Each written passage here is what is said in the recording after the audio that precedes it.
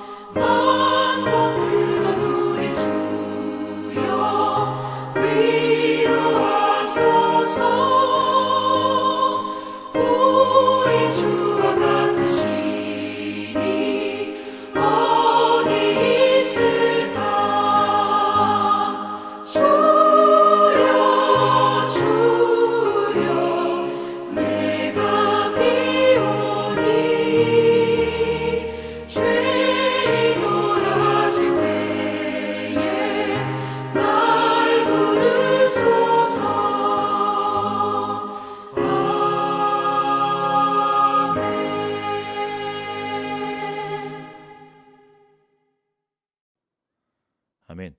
오늘 함께 나눌 말씀은 역대하 7장 11절부터 22절까지의 말씀입니다. 솔로몬이 여호와의 전과 왕궁 건축을 마치고 솔로몬의 심중에 여호와의 전과 자기의 궁궐에 그가 이루고자 한 것을 다 형통하게 이루니라. 밤에 여호와께서 솔로몬에게 나타나사 그에게 이르시되 내가 이미 내 기도를 듣고 이곳을 택하여 내게 제사하는 성전을 삼았으니 혹 내가 하늘을 닫고 비를 내리지 아니하거나 혹 메뚜기들에게 토산을 먹게 하거나 혹 전염병이 내 백성 가운데 유행하게 할 때에 내 이름을 일컫는 내 백성이 그들의 악한 길에서 떠나 스스로 낮추고 기도하여 내 얼굴을 찾으면 내가 하늘에서 듣고 그들의 죄를 사하고 그들의 땅을 고칠지라. 이제 이곳에서 하는 기도에 내가 눈을 들고 귀를 기울이니 이는 내가 이미 이 성전을 택하고 거룩하게 하여 내 이름을 여기에 영원히 있게 하였습니다. 내 눈과 내 마음이 항상 여기에 있으리라. 내가 만일 내 앞에서 행하기를 내 아버지 다윗이 행한 것 같이 하여 내가 내게 명령한 모든 것을 행하여 내 율례와 법규를 지키면 내가 내 나라 왕위를 견고하게 하되 전에 내가 내 아버지 다윗과 언약하기를 이스라엘을 다스릴 자가 내게서 끊어지지 아니하리라 한 대로 하리라. 그러나 너희가 만일 돌아서서 내가 너희 앞에 둔 내 율례와 명령을 버리고 가서 다른 신들을 섬겨 그들을 경배하며 내가 너희에게 준 땅에서 그 뿌리를 뽑아내고 내 이름을 위하여 거룩하게 한 이 성전을 내 앞에서 버려 모든 민족 중에 속담거리와 이야기거리가 되게 하리니 이 성전이 비록 높을지라도 그리로 지나가는 자마다 놀라 이르되 여호와께서 무슨 까닭으로 이 땅과 이 성전에 이같이 행하셨는고 하면 대답하기를 그들이 자기 조상들을 애굽 땅에서 인도하여 내신 자기 하나님 여호와를 버리고 다른 신들에게 붙잡혀서 그것들을 경배하여 섬김으로 여호와께서 이 모든 재앙을 그들에게 내리셨다 하리라 하셨더라. 아멘. 오늘 본문 역대하 7장에서는요. 솔로몬이 성전 봉헌 기도를 마치자 하늘에서 불이 내려와 제물을 태웠고 성전에는 여호와의 영광이 가득하심으로 하나님께서 봉헌을 받으시고 기도를 들으셨다라는 내용으로 시작을 하고 있습니다. 이제 백성들은 돌을 깐 땅에 엎드려 경배하며 하나님께 감사를 드리고 선하시도다 그의 인자하심이 영원하시다라고 하며 찬송을 합니다. 그 후에 하나님께서 다시 솔로몬에게 나타나셔서 기도 응답의 약속을 주셨습니다. 누구든지 악한 길로 떠나 스스로 낮추고 기도로 하나님을 찾으면 그들의 죄를 용서하고 문제를 해결해 주시겠다는 약속을 하십니다. 14절에 내 이름을 일컫는 내 백성이 그들의 악한 길에서 떠나 스스로 낮추고 기도하여 내 얼굴을 찾으면 내가 하늘에서 듣고 그들의 죄를 사하고 그들의 땅을 고칠지라. 하나님의 약속과 경고의 말씀을 믿고 순종하며 느끼며 살아가려면 심중에 내가 이루고자 했던 것들이 내가 했던 것이 아니라 오직 모든 것이 하나님께서 하셨다라는 고백이 있어야 합니다. 11절의 말씀에 보면요. 솔로몬이 여호와의 전과 왕궁 건축을 마치고 솔로몬의 심중에 여호와의 전과 자기의 궁궐에 그가 이루고자 한 것을 다 형통하게 이루니라.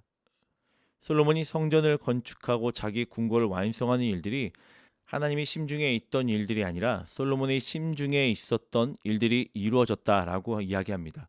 그러나 실제로는요. 이 모든 것이 솔로몬의 심중에 있었던 일인 것처럼 보이지만 하나님의 의도에 따라 솔로몬의 아버지인 다윗에게 먼저 주셨던 설계로 만들어 주시고 또한 그대로 진행하였을 때 이 모든 것이 이루어졌다는 사실을 알고 깨달아야 된다는 것입니다. 비록 계획은 솔로몬이 세웠던 것 같고 그가 이룬 것처럼 보이지만 하나님께서 설계하시고 준비하시고 그저 솔로몬은 그것을 따라 순종하여 이 모든 일들이 이루어졌다는 고백을 해야 된다는 것입니다. 12절에 보니까요. 밤에 여호와께서 솔로몬에게 나타나사 그에게 이르시되 내가 이미 내 기도를 듣고 이곳을 택하여 내게 제사하는 성전을 삼았으니 우리가 심중에 이루고자 한 것을 다 이루어도 이 모든 것들이 내가 한 것이 아니라 하나님이 하셨다는 고백이 있어야 합니다. 하나님이 보시기에 아직 아니다 싶은 것들이 있을 때도 있습니다. 하나님의 일하심이 남아 있습니다. 우리는 그러기에 하나님의 일하심을 우리가 이루고자 하는 것들이 다 이뤘다 하여서 교만하거나 하나님을 뒤로 한 채 살아가는 것이 아니라 이 또한 하나님께서 일하실 것이고 일하셨다는 고백을 해야 합니다. 나의 심중으로는 다 이뤘다고 하지만 아직 하나님의 일하심이 남아있다는 것입니다. 우리의 생각보다 더 크고 더 깊고 더 넓게 일하시는 하나님, 그 하나님을 우리는 기대하며 나의 뜻이 아니라 내 심중에 있던 소원을 이루고자 살아가는 것이 아니라 하나님의 뜻을 이루고 이 모든 것이 하나님의 계획하심에 있다는 고백을 우리는 매일 매 순간마다 드려야 합니다.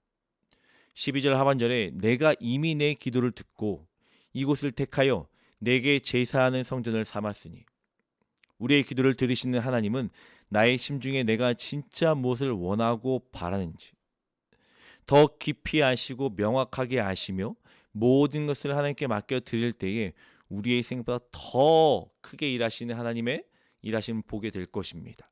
우리는 그저 그것을 순종하며 그것을 따랐을 때 우리 삶의 형통함을 보게 될 것입니다. 또한 약속과 경고의 말씀대로 믿고 누리고 살아가려면 어떠한 고난 가운데서도 악한 길에서 떠나 스스로를 낮추고 기도하며 하나님의 얼굴을 구해야 합니다. 13절부터 14절 말씀해 보니까요. 혹 내가 하늘을 닫고 비를 내리지 아니하거나 혹 메뚜기들에게 토산을 먹게 하거나 혹 전염병이 내 백성 가운데 유행하게 할 때에 내 이름으로 일컫는 내 백성이 그들의 악한 길에서 떠나 스스로를 낮추고 기도하여 내 얼굴을 찾으면 내가 하늘에서 듣고 그들의 죄를 사하고 그들의 땅을 고칠지라. 내 인생에 가뭄이 들고 어려움이 닥쳐왔을 때 여러분은 어떤 모습으로 살아가고 계십니까? 악한 길에서 떠나 스스로를 낮추고 하나님을 찾는 것, 어려움이 닥쳤을 때, 가뭄이 닥쳤을 때, 나의 삶 가운데 수많은 고통과 고난이 닥쳤을 때 우리가 가장 먼저 해야 될 것은 스스로를 낮추고 하나님을 간절히 찾는 것입니다.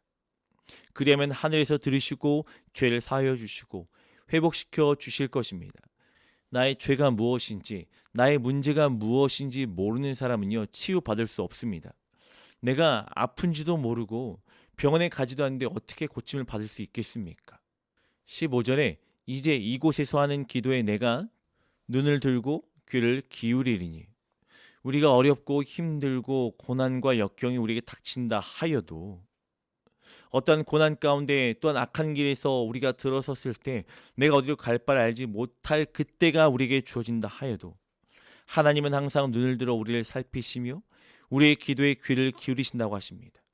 하나님의 눈과 귀가 내게 머무르게 하는 유일한 방법은요, 그러게 우리는 낮추고 하나님의 얼굴을 구하며 하나님 앞에 나아가 기도하는 것입니다.